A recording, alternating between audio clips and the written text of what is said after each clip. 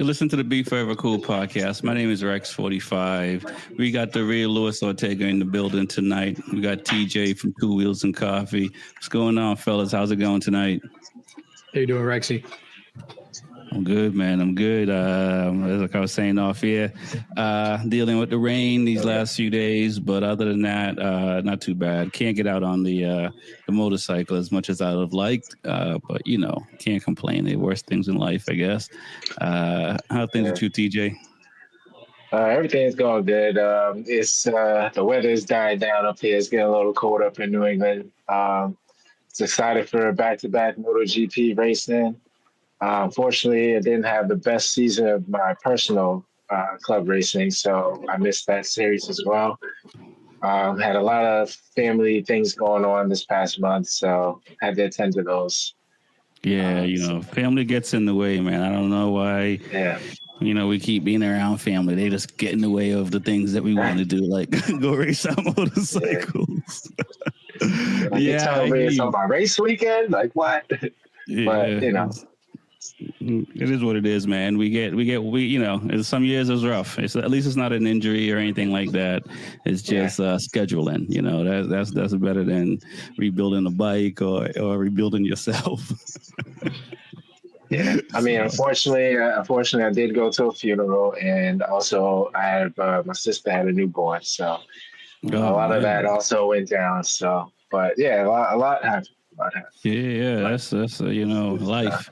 You can't, close your eyes for a second, you miss a whole lot. That's kind of how the weekend was at Bulletin Park this past weekend, man. Crazy.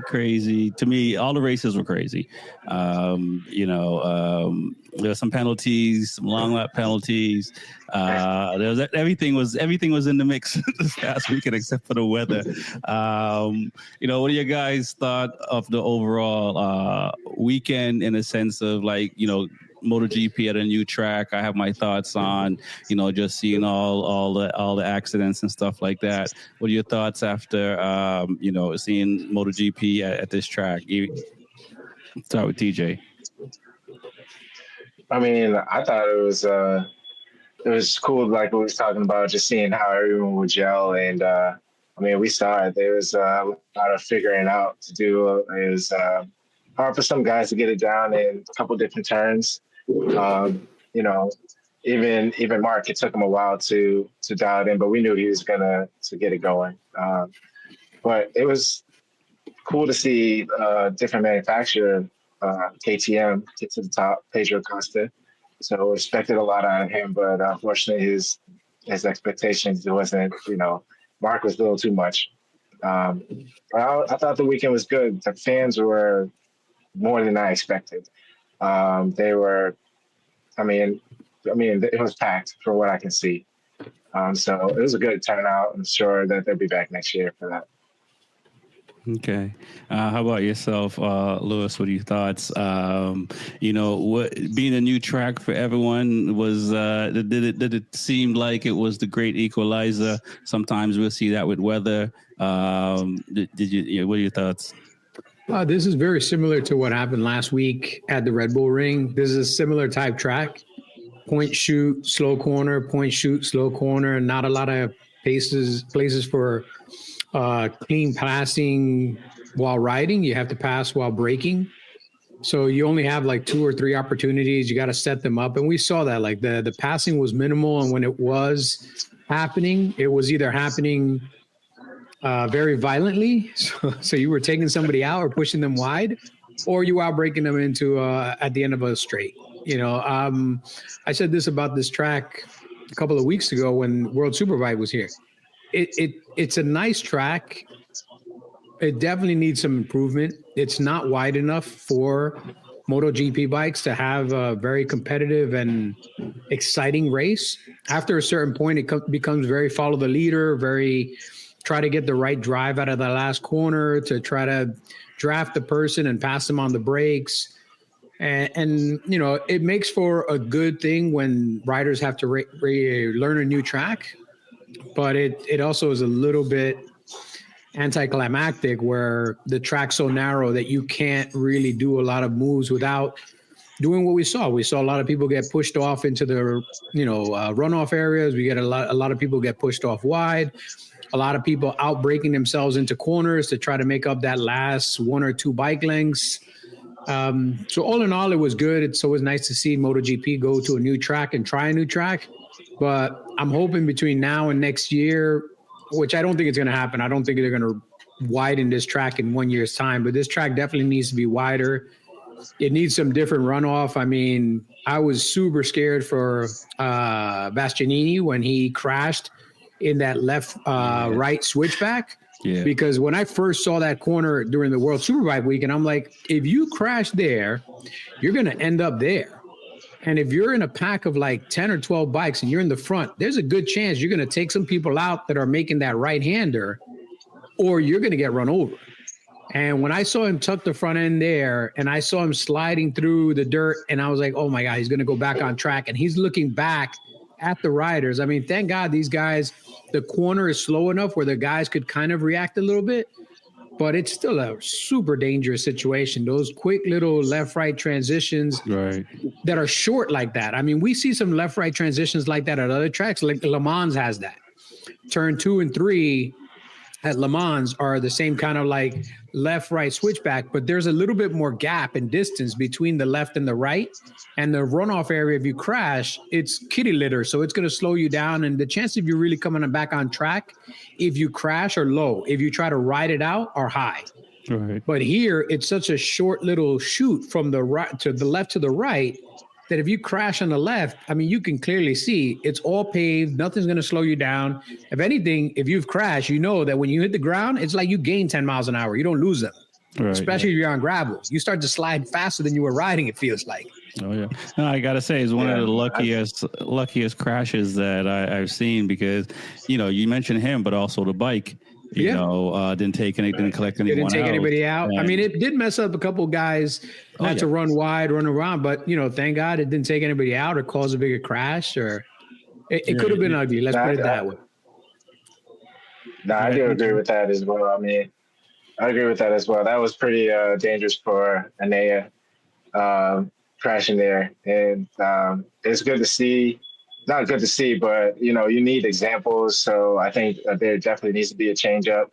I felt like it was a nice track, and it was good to see bikers, the riders there, and the fans. But as far as riding, there was, I don't think they got in a full rhythm because there's a lot of go, stop hard, and a little chicane and back go, and so the rhythm wasn't there. So there needs to be a little better design, maybe 1 or 2 corners, stretch it out a little bit.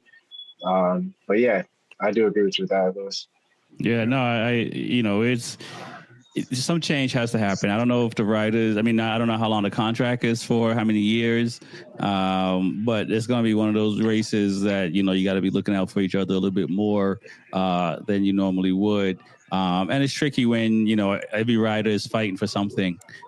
So, it's that balance of safety, which we saw. And as you mentioned, Lewis, a couple of guys lost some positions because of that. And, that's money for the whole team, all that, so it is. And we saw with World Superbike a little bit as well. So it has to be something that they're talking about. I don't know how much of that track they would have to change and whether they can do it within 1 year to get it ready. I mean, even less than 1 year, because World Superbike will be coming back, and I'm pretty sure that they'll want some changes as well. And the other crash with Acosta, where he almost took out the cameraman. Mike almost took out the cameraman. Bro, that was a full send. So Jack Miller sends, I guess. Yeah, I mean that the bike is taken, and and I these camera folks, they already know what the risk is and stuff like that. But when I don't know, he might have been like 18 feet up. My depth perception watching on TV, it may not be quite there, but it wasn't 5 feet up, and that bike was up there. Any thoughts, yeah, TJ? That was I mean, just being a spectator, like, thank God he was caged up. You wouldn't think, like, most cameramans that far out just got the camera, but the safety first. So it was pretty cool that they had them caged up, and thank God he was okay. But who would expect a bike to fly into the stands like that? And yeah, that bike was set. Pedro Acosta definitely was trying to put his all in, and obviously it's a new track, and we don't know what bikes can do crashing heavy like that yet. So, Anything you want to add, Lewis? Yeah, you just never know the dynamics of a motorcycle going at that speed. You know, a different kitty litter would have maybe reacted differently to the bike and maybe kept it from bouncing so much. Maybe the kitty litter that they're using there, the gravel pit that they're using there, is just not soft enough, so it causes for, you know, it helps facilitate Cirque du Soleil with your bike. But yeah, that was just a freak little accident. But it's those freak little accidents, and again, this is something that hopefully the safety committee from Dorna looks at when they go to these tracks and they start looking at runoff and they start looking at the type of kitty litter that's used, because not every company or not every track uses the same kitty litter.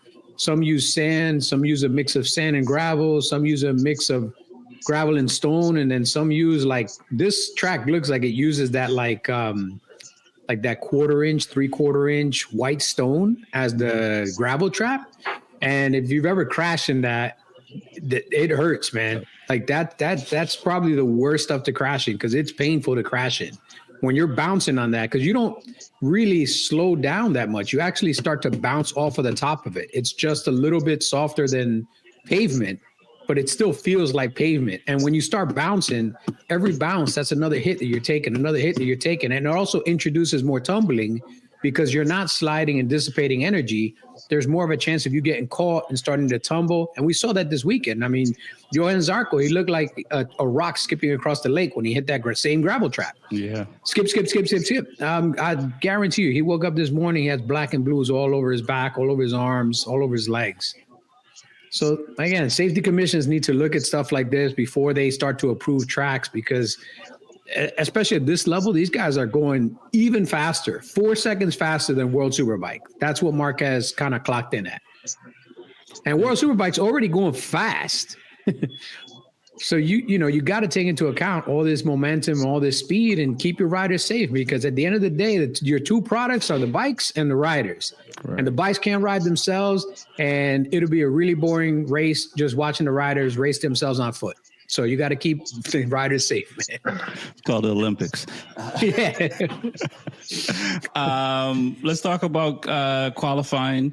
Bezecchi had to come out of Q1. Digia had to come out. Bagnaia was in there. Bender was in there. Zarco. These are guys that normally would find themselves in Q2. There were a lot of yellow flags, right? So a lot of laps got canceled. So, what are your thoughts, TJ, on the qualifying? What are your thoughts? I'm not going to put words in your mouth, so I'm not going to pick out any one rider. But out of those 5 riders, any one of those shock you that they were in Q1? Had to come out of Q1? Well, only 2 came out, but they were stuck in Q1. I mean, some big names, but at this point, it's not really a shock anymore. I mean, it's pretty sad to see Pecco fighting in Q1 still. And Bezecchi, for the year that he's been having, I mean, yeah, him going in Q1 was also tough to see. But, I mean, coming down to the wire, it was pretty close. I mean, looking at it, Brad Binder was almost on his way to Q2. I think Digi stole it right at the end. They had the same lap time. Yeah, that's right. So I mean, but I think Digi had a better overall, session. I think it was.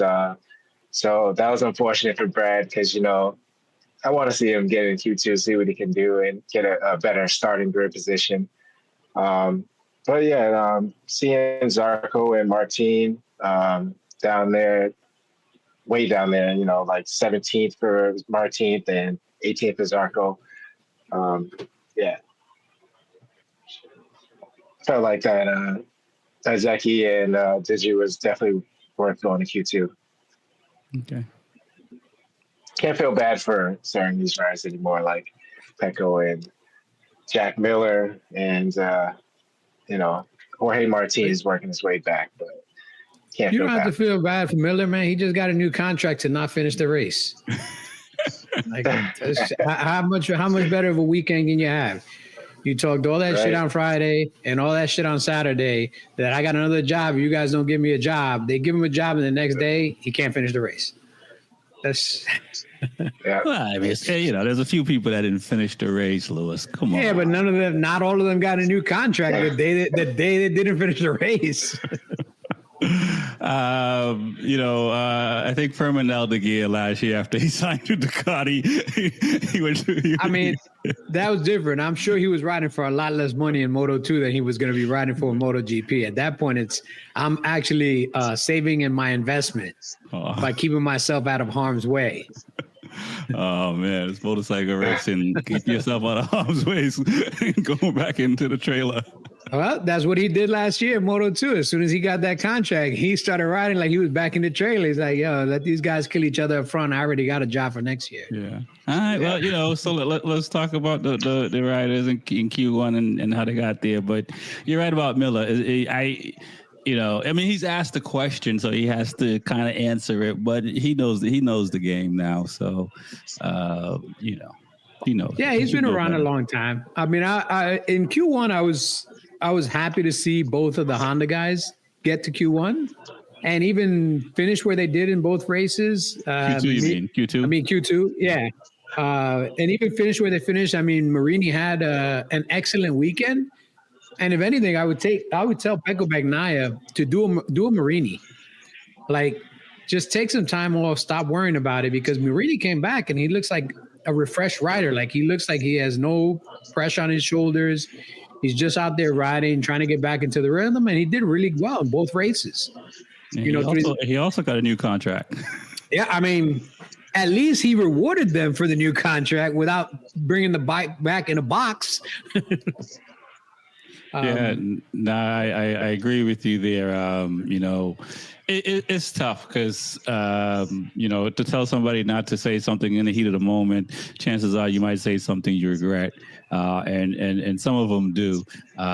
Bezzecchi got through Q1, got second. I mean, he seems to be the only one challenging Mark. Bastianini looked really well. I feel bad for him as well.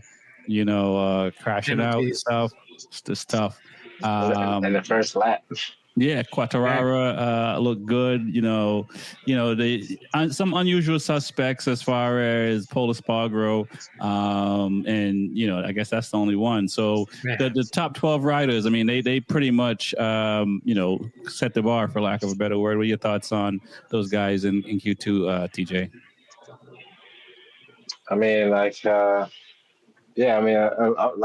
for Bezzecchi, we were talking about, for him going to Q1 to Q2, for him getting second, being first on the grid, that is big. And same with Digi.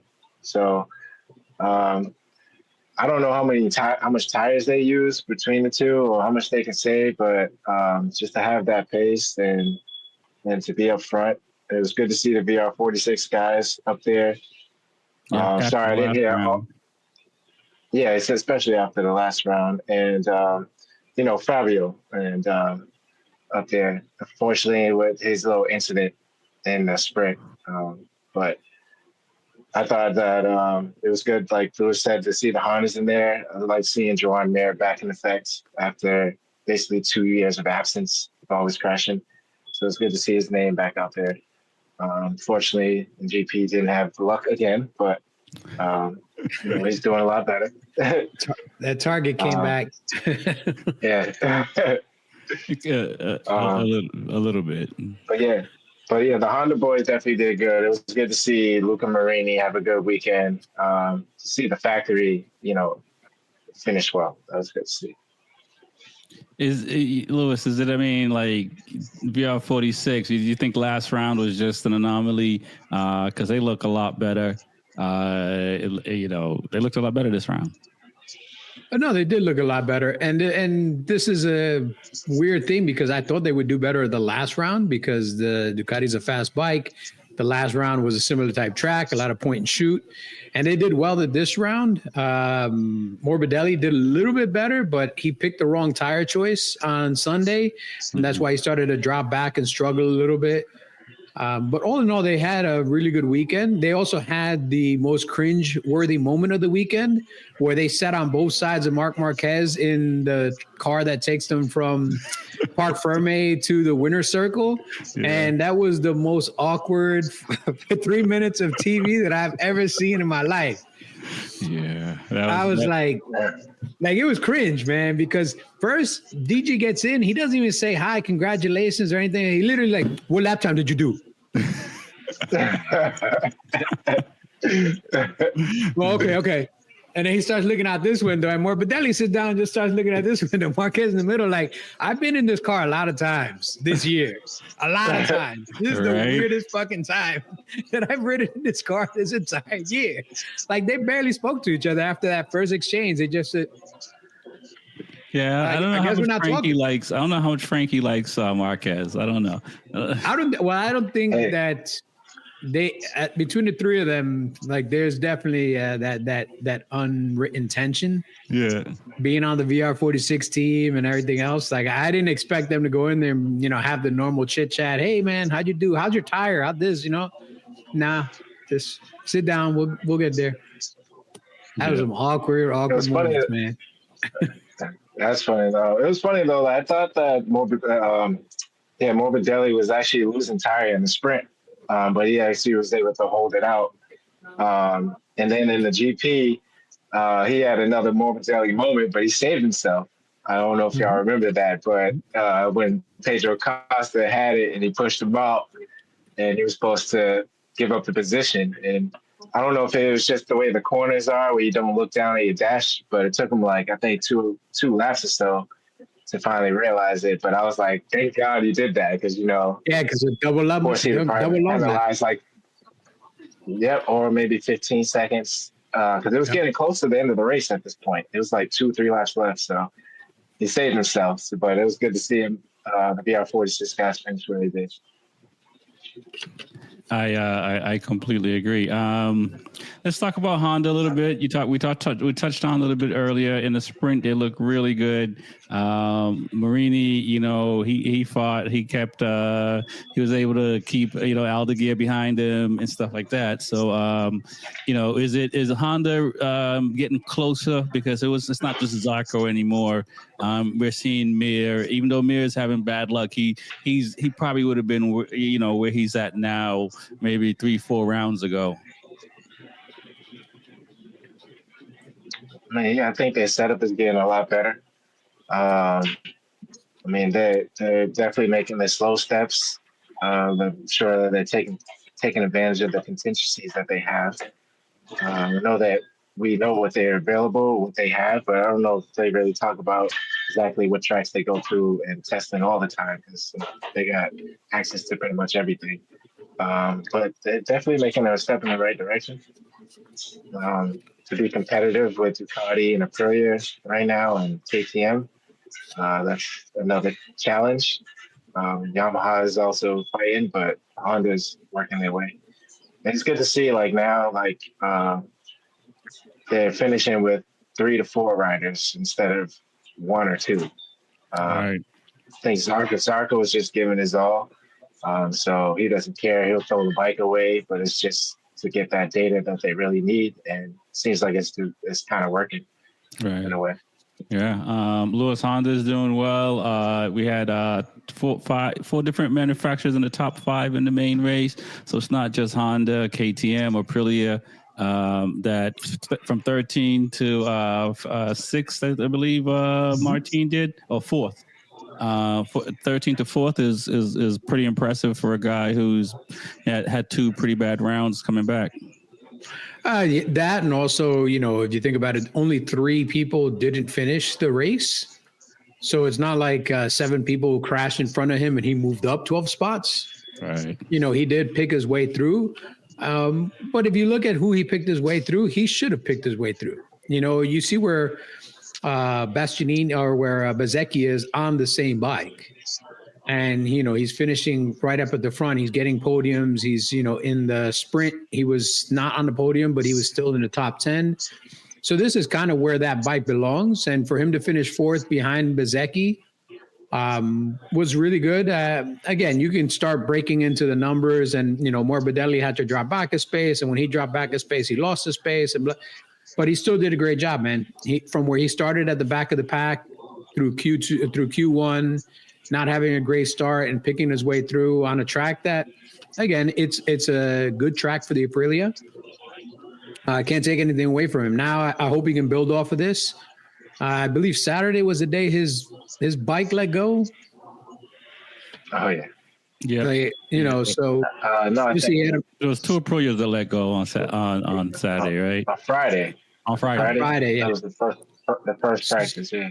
So, again, he worked through the problems, and this is what he should be doing. Don't worry about getting on the podium. Just worry about getting to sixth, then worry about getting to fifth, then worry about getting to fourth, and just worry about being competitive and being in the top 10. Right now, that's all he needs to do. Is if he can stay in the top 10, finish out the year with strong results, and then start next year with a good base. Even though there's probably still a little bit of bad blood in the Aprilia garage, nothing fixes that faster than winning, man.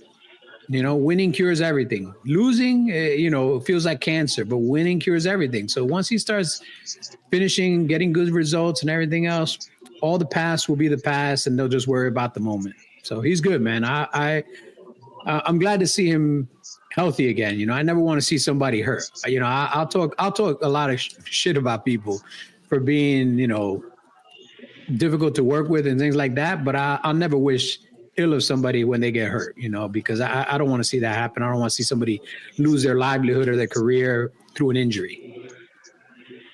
I completely agree. Let's talk about Marquez. He's others are setting the bar and he's moving the needle. It looks like he's just going to win all year at this moment. Maybe Bezzecchi, maybe Martin, maybe Morbidelli. One of these guys might be able to steal one. Is he going to win the title by Mazzano? I mean, it's looking like it. I mean, this guy's getting P1 or P2 and all across the board. Like, I don't know when his last practice or qualifying where he was lower than the third place. But I think he might pull it off. And I think he's just trying to win at every single track. Just another milestone for himself. But he's looking perfect. I mean, if he has to ride around mistakes, which we know he is, you can't see it. I mean, it's just, even in the GP race, he had a little incident in turn one, and I was like, oh, this is going to be good. Now Mark's back like 3-4 places. But, he just did what he had to do, made it look easy, and, picked his way through. And I think he's going to, if you don't win it by Mazzano, it's going to be a race after. So, for sure. Yeah. I would say Marquez is doing what Bagnaia did last year with managing the time. He's not racing to be the Marc Marquez of before his injury. He's just doing math on people. What are your thoughts, Louis? He's also. Oh, go ahead, TJ. No, go ahead, TJ. Oh, sorry, I don't want. I was gonna say he's also about to pull off like the highest points in history.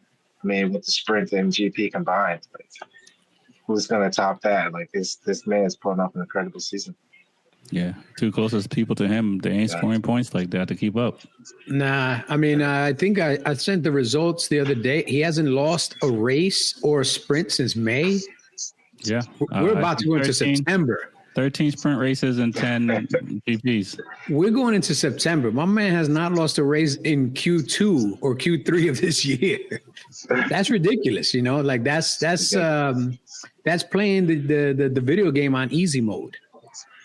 It's crazy, and I like what I'm hearing from the other riders, where they're not just kind of showering praise on him, but they're showering realistic praise on him of why he's doing what nobody else is doing. Like, they were saying a lot of guys went with the soft tire because they couldn't get the medium tire to work.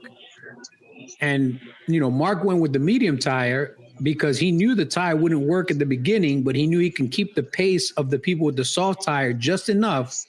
So when his tire kicked in, he knew their tires were going to start to drop off. And he still had enough time left in the race, knowing from the practices how long it takes for the medium tire to kick in, for him to be able to come back and pass. So all he had to do was manage the time between himself and first place for the first half of the race. And as long as it didn't get over a certain amount of seconds, when his tire got up to temperature, he knew he could go. Right. That's just playing the game at another level, man. Everybody else is just trying to make turn one. Yeah, and I'd have to say he's probably still a few levels up if he needs to. He's still got more in the bag. If somebody get past phase one. The fact that on the last lap he put the fastest lap of the race, I think, in the last lap was just like, oh, by the way, just in case you guys didn't realize it, I had another second on everybody that I could just pull out of my ass whenever I wanted. I pulled it out in the last lap because I knew I could, and I still wouldn't crash. Like that's just another level of domination. That's just letting everybody know, hey, you guys need to step up. You think you're here, but you're not here. But let's see if you can carry this over to the next couple of rounds. Maybe there's some bikes like, if you think about it, when we first got to Europe, Yamaha was looking really good. And then we got to the faster tracks and Yamaha's not looking so good anymore. And now we're going back to some flowy tracks where Yamaha might look good again, but now Honda might start to struggle. Even though Honda has introduced supposedly a lot of new parts to the factory team, they might start to struggle. Or KTM might start to struggle because they've been setting up their bikes for these faster tracks, and now we go back to the flowy tracks. So, again, this is the ebbs and flows of the season, but the only person that's staying consistent is one Marc Marquez. He just finds a way with the tools he has at every track he goes to get his bike to work. Yes, he does. Let's talk about Alex Marquez and Pecco Bagnaia, number 2 and number 3 in the championship. Alex got a little bit of Morbidelli juice because he's starting to make foolish mistakes and getting in any sport, you don't want to lose. You don't want to lose because of penalties. You don't want to give up something because of penalties. And these guys are really shooting themselves in the foot. Granted, Marquez was probably going to beat them anyway, but they're just making the hill a little bit harder to climb. What are your thoughts on these two guys? You think they can still stay 1 and 2 where we got Bez come in, and I think Aldeguer's up there as well. What are your thoughts on their performance? Well, not as much as they were at the beginning of the season. I mean, it's just how it's going to happen. I mean, they're going to finish the season exactly the same way. I mean, I didn't expect Alex to be on such a high going into this year. I'm surprised that he is number 2. I mean, he's on a great bike, and his brother is amazing. But to him to be second in the championship, I expect maybe Pecco. But yeah, I hope he can cut out the foolish mistakes. As far as Pecco, seeing him give up in a race and complaining all the time, that's these are mistakes that you can't make. He's not even, trying to crash, not trying to crash just to figure it out. It's just he's trying to scare. But yeah, I think Bezzecchi is about to come up in. I got to check what the point standings are. How far Bezzecchi's 4th in the championship. Acosta is 5th. Aldeguer is 8th. I thought he was closer, but you got Morbidelli and Digia 6th and 7th right now. So I don't, if Bagnaia is the way he's going, it's going to be tough. Yeah, I mean, I think Bezzecchi is going to catch Bagnaia.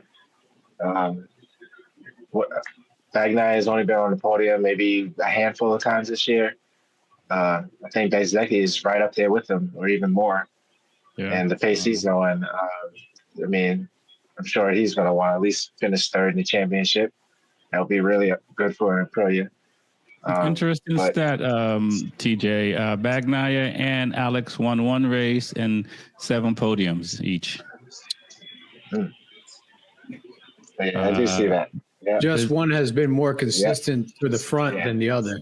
Yeah, the third place over second place. Well, that's the points discrepancy. Zacky's right behind on one race and 5 podiums. So I feel like he's got more to give by the end of this season. I feel like he's going to be up there at least 3-4 more times. We're talking about Zacky. So we'll see. Hopefully, Alex can get his act together. No long lap penalties or no penalties, and I don't know. Pecco just, I don't know. He's just been in the fire all year, so he can't get himself cool. Yeah. What are your thoughts, Lewis, on those two? Are they just going to keep giving up points to everyone else? I think Alex will reset a little bit faster than Pecco, because even though Alex is in second, realistically, nobody thought Alex was going to be in second. So I don't think he's going to have any added pressure, and nobody believes he's going to beat Mark anyway. So he's really just riding for second. And then if he finishes second or third, it's still a huge accomplishment for him, because nobody expected him to even do that. I think the person with the real problem here is Pecco.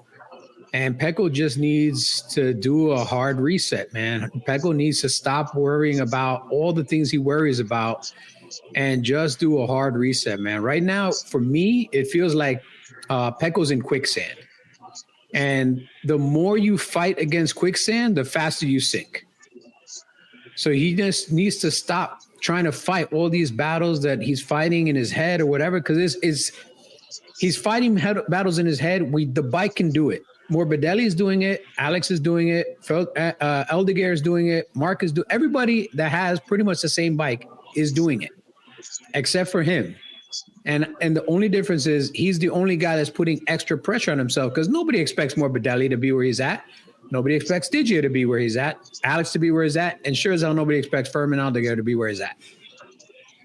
Pecco's putting all this extra pressure. I mean, realistic, at the beginning of the season, nobody thought that he was – we thought he was going to be Rookie of the Year, but we didn't think he was going to be, fighting for, the top 5 in the points at this point of the year. Fair enough. Which he's right there. He's at 126. To get to the top 5 is 164. That's only 2 races, really, if the person crashes. So it's not an impossibility for him to get into the top 5. And I think there's still going to be some movement in the top 5 between now and the end of the year. I think Alex will more than likely finish in second place. I don't think Bez will reach Alex unless Alex has a complete collapse. I think Bez will reach Bagnaia. And I think possibly Pedro Acosta can reach Bagnaia as well. So we could see Bagnaia to drop to 5th and Bezzecchi and Acosta move to 3rd and 4th. Wow. Yeah, that's gonna be tough. Yeah. But at the same time, we could see Aldeguer move past Digi in the next race. And within 3 races, he could move past Morbidelli. So there's still some movement to be done between 2nd and 8th. I think the odd man out is Zarco. I don't think he's going to get any higher than where he's at now. And I don't think Quartararo, unless we start going to some tracks where Yamaha finds a miracle, I don't think he's going to be competing for anything higher than 6th or 7th place at the most. So there's still some movement to be done. The main mover, though, has to be Pecco. Bagnaia. Bagnaia has to, I don't know, man, get out of his head, stop fighting the quicksand, go with the flow, and just ride the bike, man. Enjoy riding the bike again. Find your joy, find your love of riding motorcycles or racing. Right. And go out there and just put it on there, Beat Morbidelli, beat Gian Antonio, beat Pecco. Don't worry about Mark. Don't worry about Alex. Don't worry about the top 3. Just beat the guys in front of you. Just stay in that top 5, man. I know he said he's not here for the race for 4th and 5th place. Right now, he's wishing he could get 4th or 5th place. Yeah. If he can hold off on that 3rd place, that would be a good accomplishment for what he's been going through. Right. For sure. And I wonder, he probably could, and it's probably the mental part of it that's probably having him dropping a few positions back. He probably could fight for 3rd and 4th realistically. But as you guys are saying, I can't put myself in his shoes as far as, being world champion or double world champion. But there's a little bit of ego that goes into that. There's a little bit of, you got to keep going and you're taking things a little bit too serious and stuff like that. And like you said, Lewis, sometimes you just have to get back to having fun and find a way to start having fun again, because that usually fixes everything in life. When you start having a little bit of fun. And, he did just, get married and, a lot of life changes thing. You got, the current Valentino Rossi as your teammate. So, I mean, regardless, that has to put some pressure on you. Even though you got 2 titles, this dude still got 8. So what are you going to say? What are you going to do? So it is very tricky. So hopefully he'll save grace and have a better season. But he has to walk it alone. Let's talk about Moto2. We got a rookie that beat out some really fast guys that are heading to MotoGP next year. What are your thoughts on Moto2 race and that finish? I mean, all I remember is that finish. It was like that elbow, like it was a little back and forth. It was a crazy fight between the 3 bikes towards the end, and David Alonso was able to pull it out, which is pretty sweet. But that was a cool race. Of course, I always root for number 44. I want him to win the championship, but then he didn't. He finished Anthony finished 6th. 6th, yeah. 6th, yeah. But yeah, there's a lot of riders that didn't make it. Lopez, Darren Bender, Sasaki, Vietti, and it's a tough battle out there with these same machines that they're on. It's any given Sunday, pretty much. Right. I mean, do you think just being at a new track for everyone also played a part in that? Do you think Alonso would have, if it was more familiar to some of these other guys, do you think he would have pulled it out? Because it seems like, you had some guys running up front outside of Marrero and Gonzalez. Everybody else has kind of been up and down.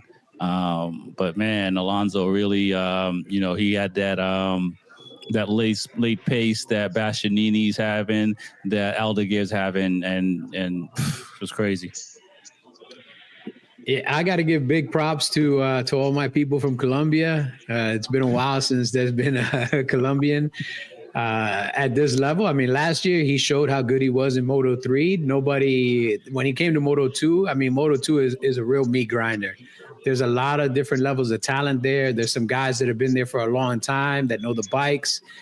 So for him to go to Moto3, come to Moto2, and be able to put it at the top step, that's a huge accomplishment, man. There's a bunch of guys in Moto2 that have been there for a long time that have never seen that top step, have never tasted that Prosecco. So I think it's a great thing for him as a young rider to taste that, because once you taste it, you got the hunger for it. Once you taste the blood, man, you go swimming for more blood, So I'm hoping that, this might be the thing that, hey, I can beat these guys. Like on any given Sunday, I can go out there and be the best. And I would love to see him do well, because I would love to see him or some other guys make it to MotoGP and change the mix in MotoGP from Italian, Spanish, Italian, French guy, Italian, French guy, Spanish. Like, I would like to see somebody from this hemisphere of the planet in MotoGP.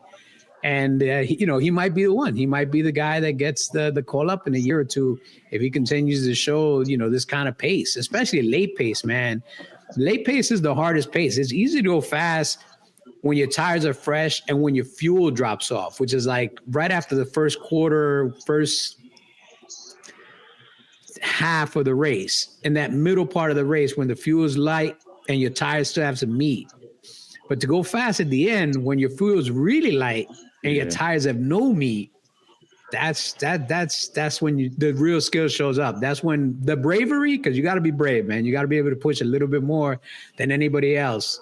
And just the skill to keep it up on twos and be able to find your way and get to that front, man. Get to that front, elbows out, banging bars, doing what you got to do to get on the top step. And talking about a guy that can make a mistake and then come back and put it on the top step, because he crashed out at Bruno doing the same thing. And, now he's like, I know what I did wrong. I figured it out and, and collected it. You mentioned, folks from this side of the hemisphere in MotoGP. Moreira, he's Brazilian and he'll be in MotoGP next year for LCR. Which is pretty crazy. I heard the name, and I don't know if I was not paying attention at the beginning of the season, but Adrian Huertas, he came from World Superbike, right? Adrian, Huertas, yeah. Yeah, right. So he's he's kind of like Gonzalez, the second Gonzalez, or Jake Dixon, because Jake Dixon's been the last one to kind of make that transition over from the World Superbike, Super Sport class. And coming over, Munoz is going to Moto 2 next year, so he's doing double duties in Moto 3 and Moto 2 right now, covering for the Red Bull, covering for Dennis Anchu. What are your thoughts on those guys? The rookie, Munoz coming over from Moto 3 to Moto 2, and then what these other guys are doing in Moto 2 right now. TJ. He's been doing his thing. Munoz coming from Moto 3 to Moto 2. I'm trying to check to see where his stats are this year, but I think it's a good look. As far as the competition, I don't know how old he is, but I think it's a good look. What team is he actually going to? Yeah, I believe he's going to Altran next year. He's going to the team that I think that I gotta check now. Honestly, all right, let's check too.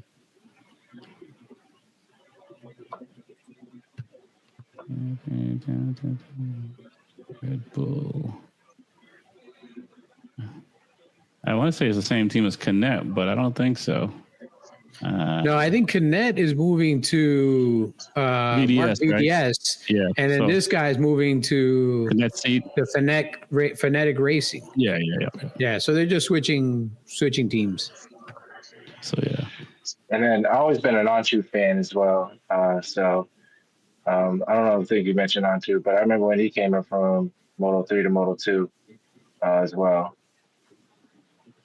Oh, but yeah, pretty impressive. Before we get out of here, well, anything you want to add to that, Lewis?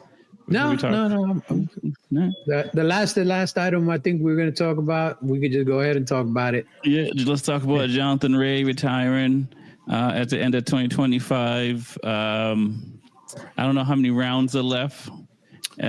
He probably should have maybe announced it a little bit sooner to maybe have a farewell party. Maybe he kind of want to fade to the black, like some of these other riders. What are your thoughts on, what Jonathan Rea has done for the sport? 6 world titles. 6 world titles. What are your thoughts, TJ? I thought he's done tremendous for the sport. He's definitely become a liking by a lot of people. For not being in the biggest stage. I think he came over from Australia, I believe, and won over here. But like his past 2 seasons has been horrible. When he switched manufacturers, he expected a lot, and he probably just couldn't find it.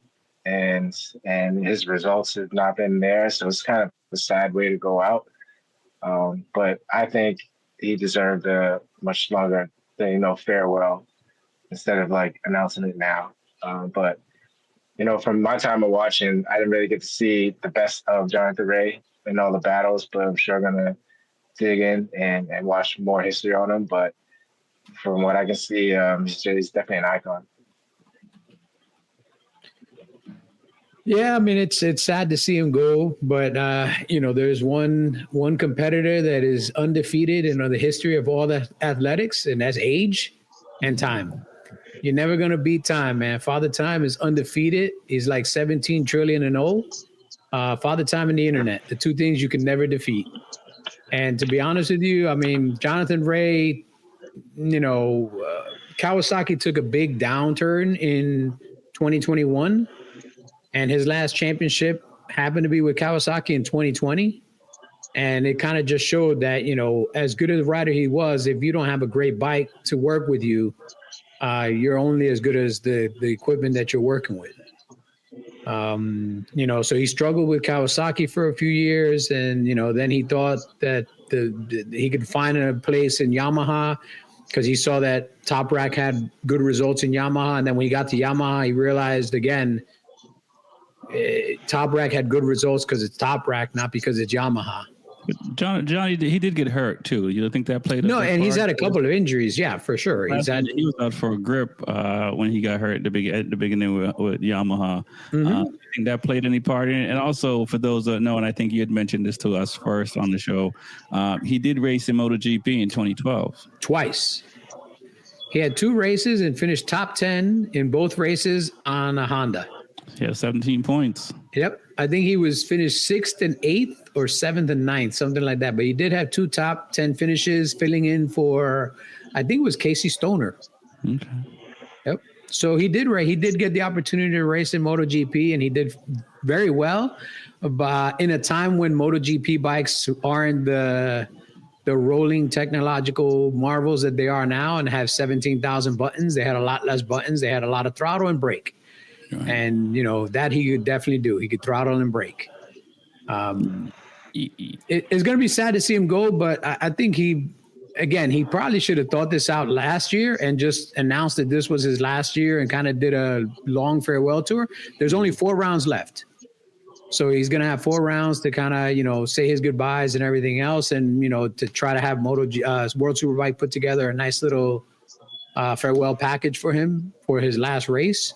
And I just hope between now and the end of the year, all goes well. He doesn't get hurt. He stays safe. He's got a beautiful family, and he's got more money than he's going to need for the rest of his life. So he's good, man. He's good. Do you think? In a row. I was going to say, do you think that, we're going to see another rider anytime soon to get 6 in a row? I mean, we could say the same about MotoGP as well. I mean, are we going to see that 6 in a row? I mean, that, it's... Yeah, that's. I mean, I know Marquez. I think got like 5 in a row, or something like that. I think he had 4 and 3, or like from 15 to 19, he had 4, right? He had 4. Then he lost the one to Jorge. Then he had 4 more, and then he got hurt. Yeah. So he would have had 5, because that year he was doing what he's doing this year. He was playing track day coach at every event and showing people that he's, 2 seconds a lap faster than everybody else until he broke his arm. Had he not broke his arm, he would have cleaned up that year, and he wouldn't have spent the next 2.5 years, 3 years struggling to try to rehab an arm that they put together incorrectly. So they had to break it again. Like, the dude has been through the meat grinder. Yeah, for sure. So do you think, we'll see, anyone like Johnny Ray? I don't think so. Especially repping a manufacturer like Kawasaki, repping Kawasaki. And I don't think a guy would stay with one team that long anymore, because they probably want to go to MotoGP instead they win like 2 or 3. Exactly. And I felt like once he left Kawasaki, I mean, I know they had their issues, but when he went to Yamaha, it's like that's the only bike he knew was the Kawasaki at that time. It's like but in all fairness, there were other riders struggled too. It wasn't just him. Yeah. I mean, he was coming back from injury, but I don't think Yamaha won this year yet, right? No, it's just you couldn't get anything out of it. He was crashing a lot too, So yeah, oh yeah. Well, yeah. I mean, now that I look at the world champions going all the way back to 88 in World Superbike, yeah, man, 6 in a row is impressive. That's impressive, man. The next longest streak is 2 in a row. Yeah. Carl Froggy twice won 2 in a row. That's it. After that, Doug Poland won 2. Fred Merkel won 2. Oh. Yeah, man, that's it. Max Biaggi won 1 or 2, but in between he lost 1 to Carlos Checa. So 6 in a row, man. That's gonna be up there for a while, man. Yeah, especially with these new riders, coming in. We might as well talk Ikeliko Ono. He's going to Ducati factory. Yep. I didn't see that coming. Yeah. I'm happy for Iko, though. I'm happy for him because, I think KTM did him dirty when they got rid of him out of MotoGP. Yeah, they did. He's taking Bautista's spot, right? Unless they add a third bike. That's the best part about it, is that now we don't have to listen to Bautista crying anymore. Yeah, I can't wait to see where he goes. And that's going to be a good team, though, because Iko is already, if he could stay on the Honda, he would be top 5 if he could stay on the Honda. Yeah. So on a capable bike, I think we don't have Top Rock, so we'll sit here and say, if Top Rock was here, it might have been different next year. But Delino is going to the BMW. Like, who's going to fight against Bulaga next year? Next year is going to be the Bulaga show, man. Yeah. So Ika's in a good spot. He could finish, top 3. In Moto 2, Ika was a better rider than Bulaga at that time. So, the only thing that Bulaga has on him is that Bulaga has already got 2 years on the bike. Yeah. So he's already got that experience and the gel with the team. And I still think that next year will be the Bulaga show. But I think Ika will have the best results he ever had. He's going to be on the best bike, and the dude knows how to ride. The dude knows how to go fast. That he does. Bautista, I'll be surprised if anybody picks him up, to be honest with you, man. Yeah, because maybe somebody will pick him up, but I don't know, man. For some reason, I just doubt that anybody's going to want to pick him up, man. Because Ethan Guevara, he's going to Honda factory, right? Yeah. So that seat's gone, and Petrucci got a seat too, right? BMW. Petrucci got BMW's top rack seat. Yeah. So Anoni, Anoni's team, I think the team he's on is going away, and Anoni's looking for a different ride. That's what I'm saying. So him, Bautista will be looking for rides. And Jake already got a ride. Jake Dixon got a ride.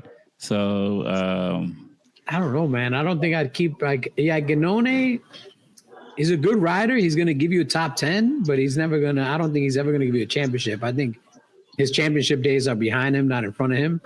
And same thing with Bautista. If he doesn't have the exact right package, you're going to have to listen to him bitch every weekend. And if I want to listen to a 5'2" Latin person bitch, marry a Latina, bro.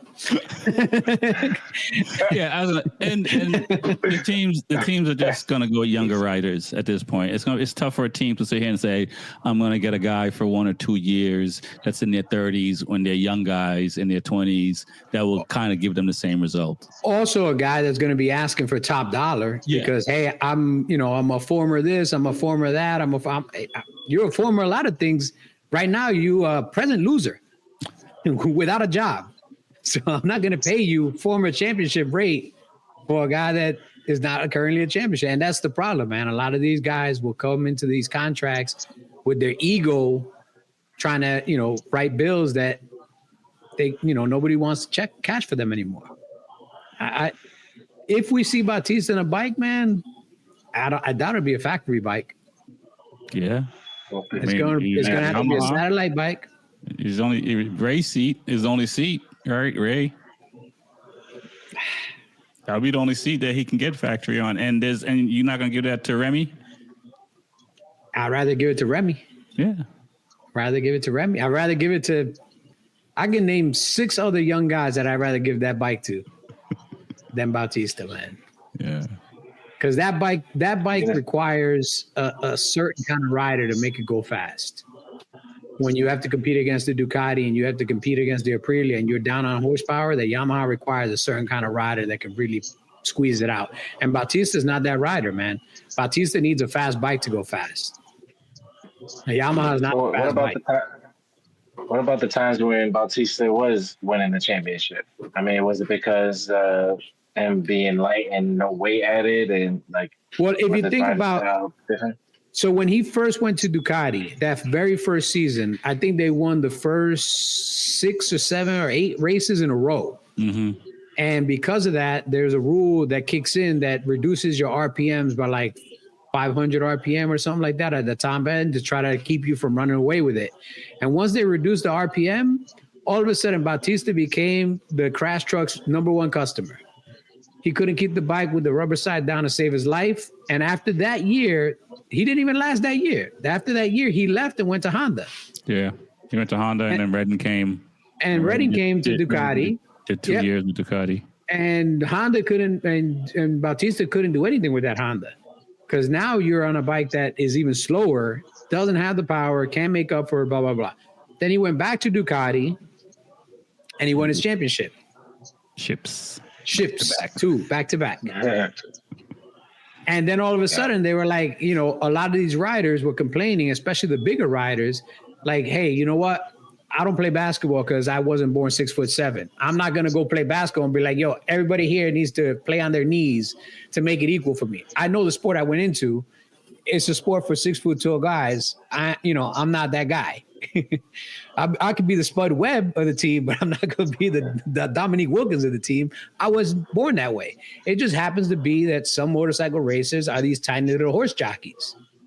But when you got guys that are even like 5'7" that are starving themselves to try to get down to 130 pounds just to get an extra horsepower, you know, you gotta find that competitive balance between the bike, the rider, and these other riders. We can't just have all horse jockeys when there's other talented guys, and we can't ask these talented guys to be supermodel, waif models, and purge and not feed themselves and starve themselves to death to try to get an extra horsepower by losing an extra 3 kilos, 2 kilos, whatever it is. So they added ballast to the bike. They came up with this thing, and Ducati fought it for a while. Like, this isn't a new thing. Ducati fought this minimum bike rider weight limitation for a while. And when they finally put it into play, what happened? Now Bautista's complaining, oh, it's not even for me. It's not fair for me. It's harder for me to turn the bike, to stop the bike because I have this extra ballast and blah, blah, blah, blah, blah. But go eat some more food. Either put the ballast in your ass or put the ballast in your bike. That's what I was going to say. He needs to eat more before so he can get a ride, so he can take some weight off the bike. I mean, you know, he may see him over here. They tend to come over here after they can. Maybe he's good for bagger racing. Maybe he could be in that King of the Baggers, GP Cup. All right. Or he can be Josh Herron's teammate. You know, Ducati New York or something. Sure, they get along great. I could see that. That would be interesting. There's a reason that team only has one bike, man. Having 2 bikes in Superbike is super expensive. Like, you talk to any of the Superbike teams that are riding a 2-rider team, it's really expensive, man. And then you get a guy like Bautista, he's not going to want to come to the U.S. for $350,000 to ride on our shitty tracks. You're 40. It's almost over. You better come on over. I might be 40, but I'm 40 with all these World Superbike wins, MotoGP champion, Moto 125, 250. I might be 40, but I come with a lot of cachet. You guys brought Pecco. I mean, what you brought Loris Baz here, who doesn't have the accolades. He doesn't have the resume that Bautista has. You brought who else did they bring here? Petrucci, who doesn't have the resume that Bautista has. Like, you guys have brought a lot of the guys here that don't have the resume that Bautista has. I have the resume. What's his last name? Javier did wipe the floor with the Super Sport class. Yeah. He cleaned the floor with the Super Sport class. I ain't got it. They put him up there against 17-year-olds. He destroyed them. That wasn't even fair, bro. What's his name? I drawing a blank, but Bradley he rode Smith the is here Suzuki. now. Wait, he's Bradley Smith, I think he's done for the season. I think I think he got hurt, broke right? like 3 ribs or 4 ribs. Like, he got hurt when that bike. That's a 700-pound bike rolling over top of you. That's gonna hurt, man. I mean, I listen, think he broke like 3 or 4 ribs. He used to get hurt a lot in MotoGP too, man. Yeah, Bradley, like he was fast or he was hurt. Yeah, man. So, I still don't want to get run over by a bagger, yo. Tech 3 Yamaha days. I'll take a Twins Cup bike, but I don't want a bagger. Yeah, I hear that. Well, on that note, man, we'll get out of here. I want to thank you guys for coming on. TJ with Two Wheels and Coffee, the real Luis Ortega, the numbers guy. My name is Rex45. It's the Be Forever Cool podcast. Peace.